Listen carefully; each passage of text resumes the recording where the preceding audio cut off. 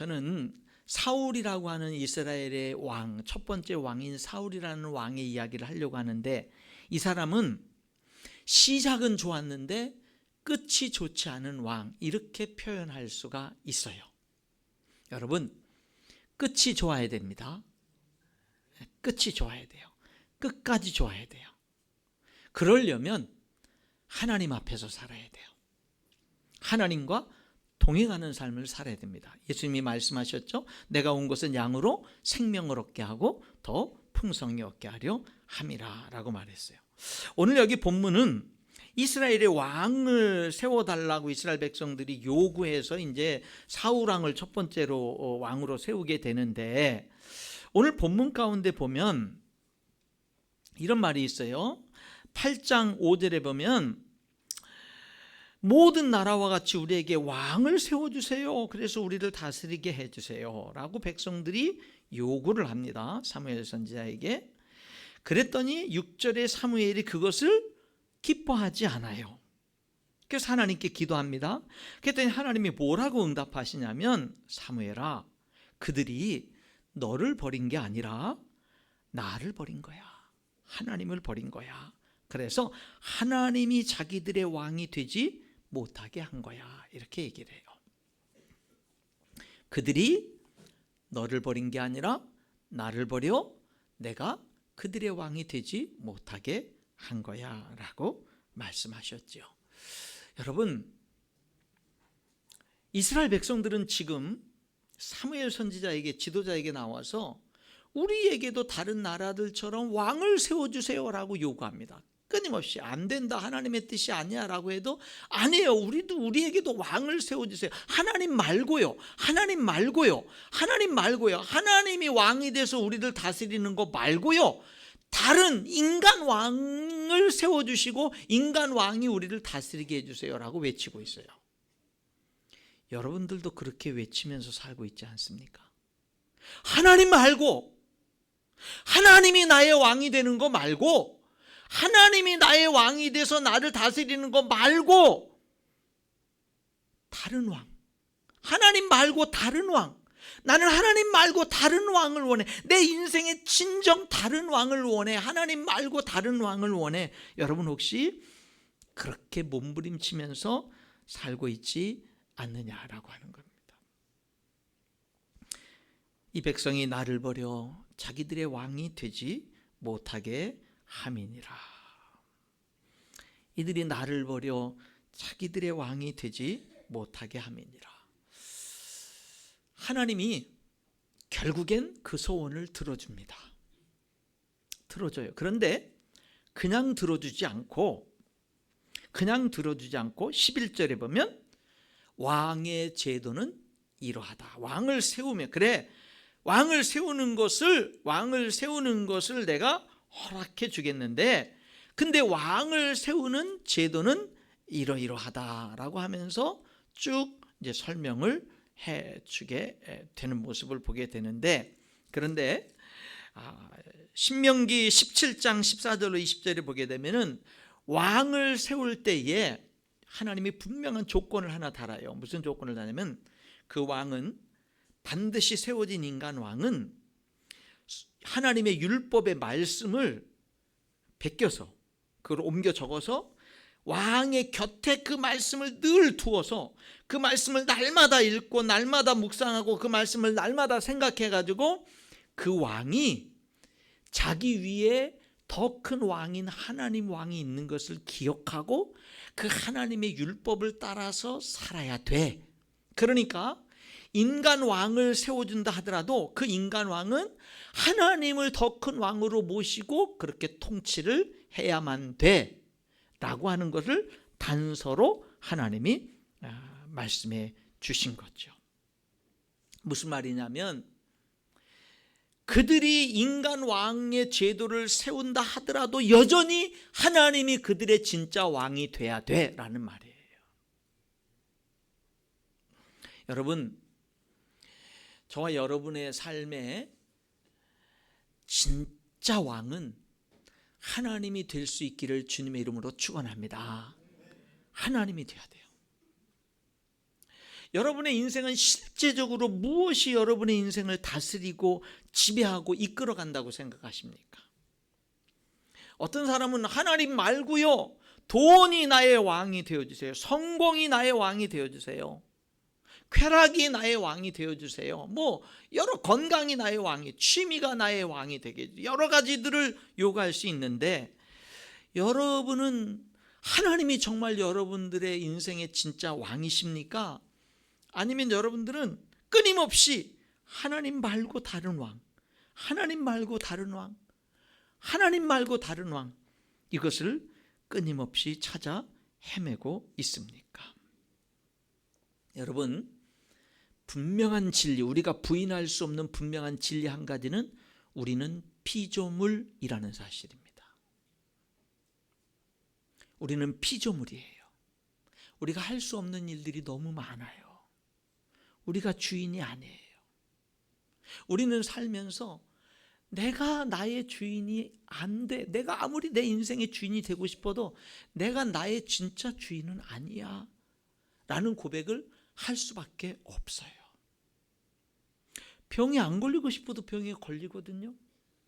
더 살고 싶어도 일찍 죽을 수도 있거든요. 여러분, 우리는 피조물이에요. 우리는 주인이 아니에요. 우리는 왕이 아니에요. 여러분, 그래서 우리는 나는 피조물입니다 라고 고백하면서 살아야 돼요. 그럼 문제가 뭔지 아세요? 그럼 나의 주인은 누군데? 그럼 나의 진짜 주인은 누군데? 라는 이 질문을 우리가 안 할 수가 없어요. 여러분들이 비록 돈이 최고야 라고 하면서 산다 할지라도 돈이 여러분의 주인이라고 말할 수 있습니까? 그럴 수 없지요. 쾌락이 내 인생의 주인이라고 말할 수 없지요. 그런 것들은 우리들의 인생을 만족시켜 줄 수 없습니다. 여러분, 하나님만이 우리들의 진정한 주인입니다. 하나님만이 우리들의 진정한 왕입니다. 하나님만이 유일한 왕이십니다. 그 고백을 우리가 분명히 해야 됩니다.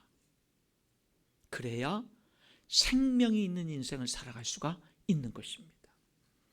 사랑하는 성도 여러분, 이 고백을 분명히 하는 우리 성도들이 될 수 있기를 축복합니다. 하나님을 왕으로 모시고 유일한 왕으로 섬기고 그렇게 하나님을 모시고 그렇게 사는 것이 옳은 거예요. 그게 축복이다라고 하는 겁니다. 이스라엘 백성들이 하나님을 왕으로 섬기는 것보다 하나님 말고 다른 왕이요 해가지고 왕을 요구해서 뽑힌 사람이 사울입니다. 사울은 처음에 겸손한 왕이었습니다. 온 이스라엘이 사모하는 자가 너와 네 집이다 라고 했을 때 나는 이스라엘 지파의 가장 작은 지파 베냐민 사람입니다. 그리고 나의 가족은 베냐민 지파 모든 가족 중에 가장 미약합니다 라고 하면서 겸손을 보입니다. 그가 제비뽑기로 최종적으로 왕으로 뽑혔을 때 사울왕을 찾을 수가 없었어요. 왜? 보따리, 큰 집보따리 사이에 숨어 있었기 때문에 그렇습니다. 저런 사람이 우리들의 왕이라고 나는 받아들일 수 없어 백성들이 할 때도 침묵하면서 잠잠했습니다. 나중에 왕이 돼가지고 나라를 전쟁에서 구원해내는 위대한 성취를 이루고 난 다음에 당신을 왕으로 인정하지 않았던 사람들을 처단합시다 했을 때도 오늘같이 기쁜 날, 하나님이 구원을 베푸신 날, 그런 일을 할 수 없다라고 하면서 용서를 베풀었습니다. 이 사울왕은 처음에 왕이 됐을 때 정말 겸손했습니다. 그런데 왕이 되고 시간이 흘러가면서 교만해지기 시작했습니다. 교만해지기 시작했어요. 자기 위에 아무도 없다고 생각을 했습니다. 나중에는 하나님도 없다고 생각을 했습니다. 이 왕이 자기 위에 진정한 왕 하나님이 있음을 기억하고 하나님의 율법의 말씀을 늘 묵상하면서 그 말씀으로 격려하면서 나라를 다스려야 됨에도 불구하고 하나님의 율법도 무시하고 하나님도 무시하고 내 위에는 이제 아무도 없어, 내 인생의 주인은 나는, 모든 것의 왕은 나야 라는 인생을 살기 시작했습니다. 여러분, 여러분의 인생은 어떻습니까? 여러분들은 자꾸 살면서 여러분 자신이 주인 되는 삶이 더 강화되십니까? 아니면 하나님이 주인이라는 고백이 더 분명해지십니까? 여러분은 점점 나이가 들어갈수록 하나님 앞에 교만해지십니까? 하나님과 멀어지고 계십니까? 아니면 하나님을 더 알아가고 닮아가고 내가 하나님을 믿고 산다는 것이 무엇인지 알면 알수록 더 감사하고 행복해지는 삶을 살아가고 있습니까? 이 사울왕은 처음엔 겸손했는데 왕이 되고 나서는 계속 교만해지는 거예요. 아나무인이 되는 거예요. 자기가 왕이 되는 거예요. 자기가 왕이 되는 인생. 여러분, 시간이 흘러갈수록 내가 내 인생의 주인이 아니야 라는 것을 깨닫고, 그럼 내 인생의 주인은 누구야? 그래, 하나님이지. 이렇게 겸손하게 고백되어지는 그런 여러분의 삶이 되어질 수 있기를 주님의 이름으로 축원합니다. 그런 삶이 돼야 돼요. 이 사울왕은 블레셋과의 전쟁 때 다급하다고 왕이 해서는 안 되는 제사장이 해야 되는 제사를 자신이 드리고요. 그래서 나중에 달려온 사무엘이 왕이 망령때 행했다라는 말을 듣지요. 아말렉과의 전쟁 때도 아말렉을 진멸하라는 하나님의 말씀에 그대로 순종하지 않고 아말렉 왕을 살려주고 짐승들의 좋은 것들은 살려두고 선택적 순종을 합니다. 자기가 하나님 말씀에 그대로 말씀하신 그대로 순종하는 게 아니라 자기가 생각해봐서 이것은 순종하고 이것은 순종 안 하고 선택적 순종을 해놓고 나서는 나 순종했습니다 라고 말하죠. 그래서 하나님이 사울을 왕으로 삼은 것을 후회하십니다. 사무엘이 죽는 날까지 사울을 다시 가서 보지 아니하였으니 이는 그가 사울을 위하여 슬퍼함이었고 여호와께서는 사울을 이스라엘의 왕으로 삼으신 것을 후회하셨더라. 이 사울 왕은 하나님의 이름도 불러요, 예배도 드려요. 그런데 참된 신앙의 모습은 없었습니다. 사무엘 선지자가 이 왕을 찾아가서 이렇게 말합니다. 왕이 스스로 작게 여길 때에, 겸손할 때 그때 이스라엘 지파의 머리가 되지 아니하셨나이까? 그때 왕이 되지 않았습니까? 왕이 여호와의 말씀을 버렸으므로 여호와께서도 왕을 버려 왕이 되지 못하게 하셨나이다. 결국 하나님을 버린 이 사울 왕은 하나님께 버림받습니다. 그리고 하나님의 임재가 떠나니까 그때부터 악령에 시달리는 삶을 살게 됩니다. 이전에 하나님께 선택받고 하나님과 함께할 때는 하나님이 그에게 새 마음을 주셨고 하나님의 영이 크게 임하게 하셨지만, 그가 하나님께 불순종하고 하나님을 떠나고 하나님의 임재가 떠나니까 악령에 시달리는 그런 삶을 살게 된 겁니다. 여러분, 이 사울 왕의 모습을 통해서 분명히 드러나는 게 있어요. 하나님을 멀리하면 그 첫 번째 나타난 이 사울 왕에게 나타난 증상은 악령에게 시달린 것이고, 두 번째는 하나님을 대적하는 삶을 사는 것입니다. 사울 왕이 버림받았어요. 그 다음에 이스라엘의 사울 왕이 뒤를 이어서 이스라엘 왕이 될 사람이 누구냐? 하나님은 다윗을 선택했습니다. 그런데 사울은 자기 아들 요나단이 자기 뒤를 이어서 왕이 되기를 원했습니다. 여기 하나님은 사울 왕의 뒤를 이어서 다윗이라는 사람을 왕으로 세울 것을 정하시고 기름을 부었습니다. 사울 왕은 자기의 뒤를 이어서 왕이 될 사람을 자기 아들 요나단으로 생각을 했습니다. 그런데 하나님이 다윗을 지목한 것을 알고는 사울 왕이 어떻게 합니까? 내 뜻은 요나단인데 하나님은 다윗이었구나. 하나님의 뜻이 이루어져야지 하고 자기 뜻을 죽인 게 아니라 자기 뜻을 그대로 성취시키기 위해서 다윗을 죽이려고 하는 겁니다. 하나님과 맞짱 뜨기 시작하는 거예요. 하나님과 대적하는 거예요. 하나님의 뜻과 자기 뜻이 다르니까 자기 뜻을 관찰하기 위해서 하나님을 대적하는 거예요. 여러분들이 살다 보면 여러분의 뜻이 하나님의 뜻과 다를 때가 있죠. 그럴 때는 하나님의 뜻이 이루어지도록 몸부림치면서 기도해야 될 줄 믿습니다. 그게 예수님의 겟세마네 기도였어요. 예수님은 십자가에 달려 죽는 그 고통을 원하지 않았어요. 그런데 그게 하나님의 뜻이었거든요. 그러니까 예수님이 땀을 흘리는데 땀이 피가 되도록 기도하는 게 무슨 기도였어요? 아버지, 할 수만 있으면 이 잔이 내게서 지나가게 하옵소서. 그러나 나의 원대로 마옵시고 아버지의 뜻대로 되기를 원합니다. 여러분, 하나님의 뜻이 내게 이루어지는 게 쉬운 게 아니에요. 그것은 참 어려운 겁니다. 내 뜻이 있는데 내 뜻을 내려놓고 하나님의 뜻이 내 삶에 이루어지는 게 쉬운 게 아니에요. 그래서 기도하는 거예요. 몸부림치면서 기도하는 거예요. 하나님의 뜻이 내게 이루어지도록. 왜요? 하나님이 나의 진짜 왕이니까. 하나님이 나의 진짜 주인이니까. 그게 진짜 살아계신 하나님을 믿는 신앙입니다. 근데 사울은 그렇지 않았어요. 하나님이 다윗을 자기의 뒤를 이어서 기름 부어서 왕으로 세우신 걸 알고는 어찌하든지 다윗을 죽여야만 자기 아들 요나단이 왕이 될 것을 생각한 거예요. 하나님께 버림받으니까 악령에게 시달리죠. 그리고 하나님을 대적하는 삶을 살아가는 겁니다. 하나님을 두려워할 줄 몰라요. 하나님을 두려워할 줄 몰라요. 그 결과가 뭔지 아십니까? 전쟁터에서 그토록 자기가 사랑하는 아들 요나단, 그토록 자기 뒤를 이어서 왕을 삼으려고 했던 요나단, 자기 자신, 요나단, 다른 아들들 다 함께 전쟁터에서 다 같이 죽습니다. 사울과 그의 세 아들과 무기 든 자와 그의 모든 사람이 다 그날에 함께 죽었더라.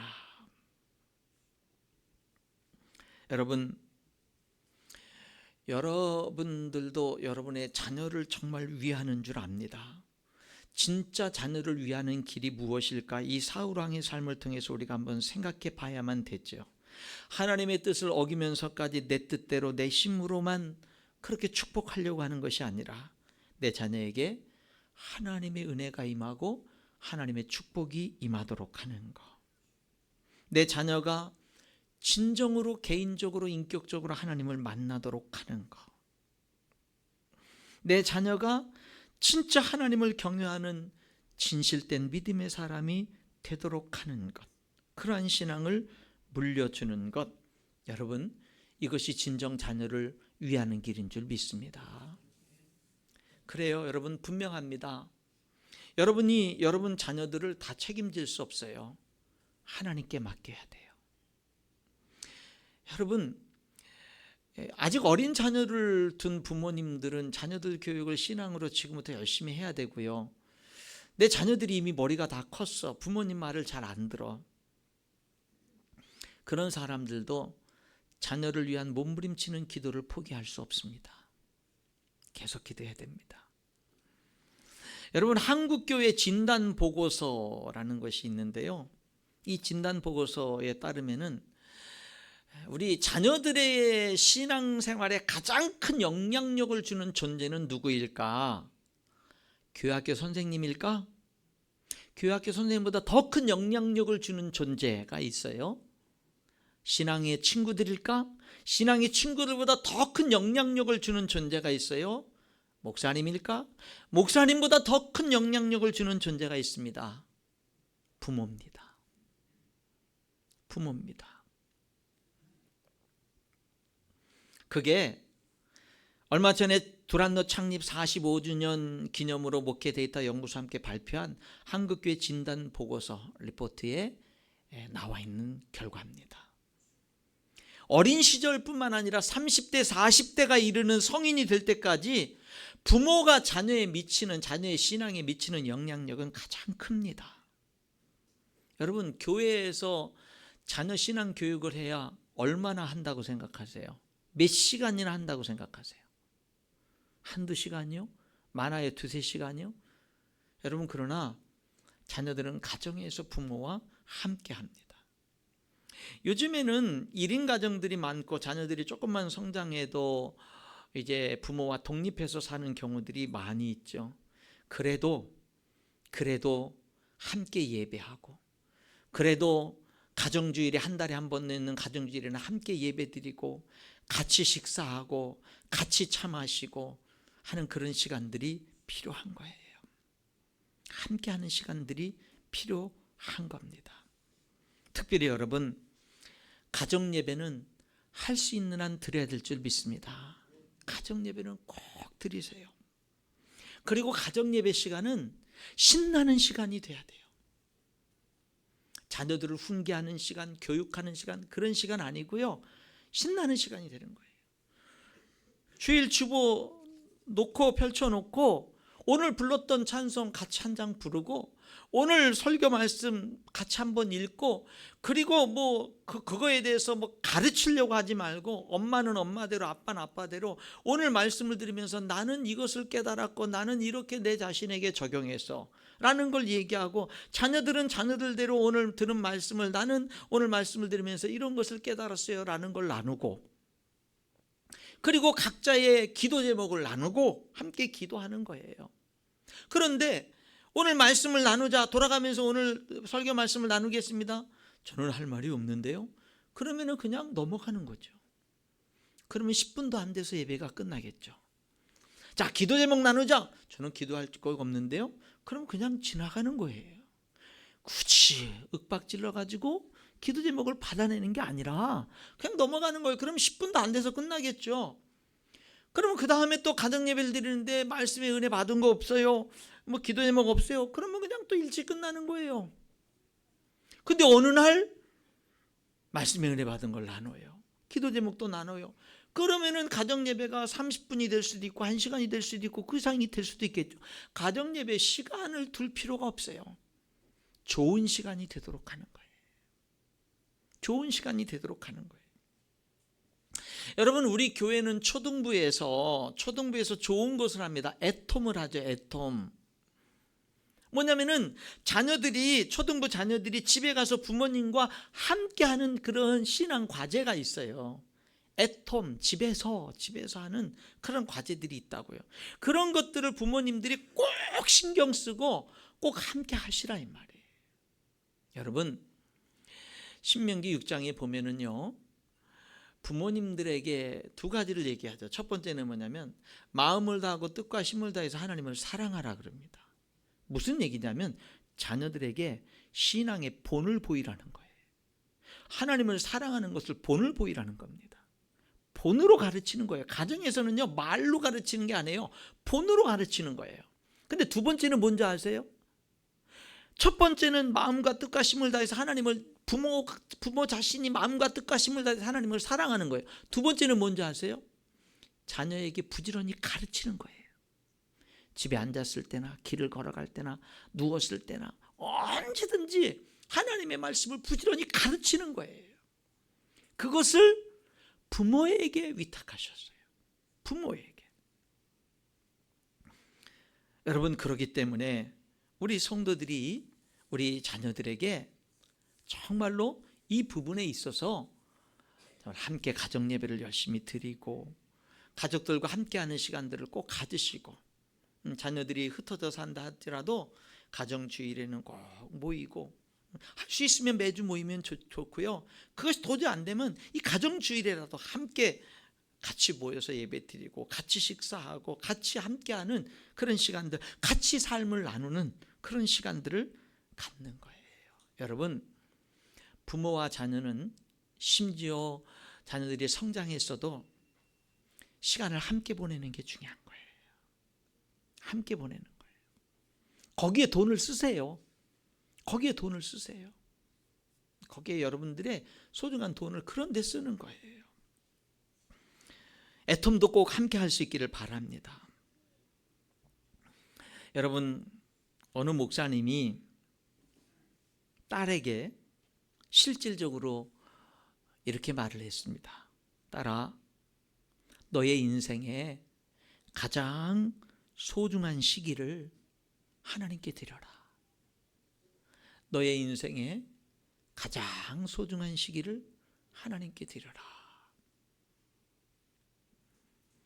그래서 이 딸은 가장 중요한 청년의 때에 케냐에 1년 3개월 동안 단기 선교사로 그런 시간을 하나님께 드리는 그런 시간을 가졌다고 합니다.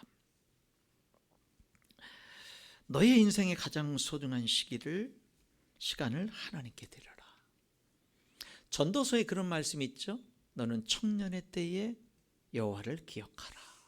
창조주를 기억하라. 여러분, 이 말은 오늘 여러분 성도들 여러분에게도 꼭 필요합니다. 지금 이미 지나온 삶 말고 지금 현재, 지금 이 자리에서 여러분 인생의 가장 소중한 시기를 하나님께 드리는 거예요.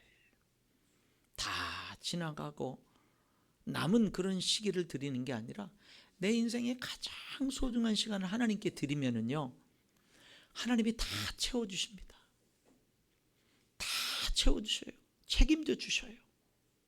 그래서 우리 자녀들을 교육할 때, 자녀들을 신앙으로 양육할 때 가장 소중한 시간을 하나님께 드릴 줄 아는 자녀, 가장 소중한 시간을 하나님께 드릴 줄, 그런데 본을 보이는 부모, 이런 것들이 우리들의 삶 속에서 실질적으로 있어야 되는 거예요. 여러분, 자녀의 신앙 교육은 부모에게 있습니다. 부모에게 있어요. 여러분, 교회에 미루지 마세요. 교회도 할 일을 하지만 아닙니다. 자녀의 신앙 교육은 여러분이 어떻게 하느냐에 달려 있어요. 여러분의 자녀 신앙 교육을 어떻게 하시겠습니까? 여기 사울 왕은 하나님의 뜻을 거슬리면서 자기 욕심대로 자녀를 축복하려고 했습니다. 그것은 축복이 되지 않았습니다. 여러분, 자녀를 정말 축복하는 길을 하나님과 만나게 하는 거예요. 하나님과 만나요. 하나님을 사랑하게 하는 거예요. 하나님을 떠나지 않게 하는 겁니다. 가장 소중한 시간을 하나님께 드릴 줄 아는 거예요. 그렇게 본을 보이며 그렇게 자녀들을 교육하며 계속해서 믿음으로 함께 연약하지만 같이 전진해 나가는 저와 여러분이 될 수 있기를 주님의 이름으로 축원합니다. 기도하겠습니다.